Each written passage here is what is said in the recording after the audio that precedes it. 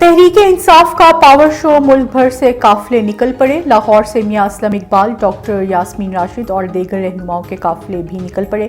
कारकुनों की बड़ी तादाद शरीक। फैसलाबाद, सखर, मियांवाली समेत दीगर शहरों से भी काफिलों की रवानगी। कोयटा से कासिम शाह सूरी की क़यादत में आने वाला बलूचिस्तान का काफिला पिंडी के करीब पहुंच गया। किला सैफुल्ला, ज़ूब, शेरानी और दीगर इलाकों से जुलूस काफिले में शामिल हुए।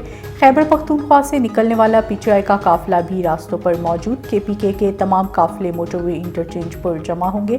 तमाम शहरों में काफिलों की रवानगी से कबल खिलाड़ियों के लिए मुल्क चने, पाए, हलवा पूरी के तगड़े नाश्ते का एहतमाम किया गया। पीटीआई का जलसा 6 रोड फ्लाई ओवर पर मरकजी स्टेज कायम। चांदनी चौक तक 1.25 किलोमीटर तवील पिंडाल 3 हिस्सों में तकसीम।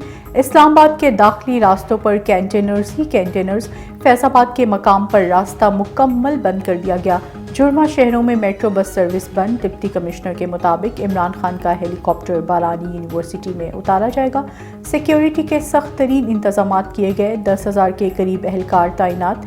जलसे के बाइस फैजाबाद बस अड्डा भी बंद, जबकि रास्ते की बंदिश से अवाम को शदीद मुश्किलात का सामना।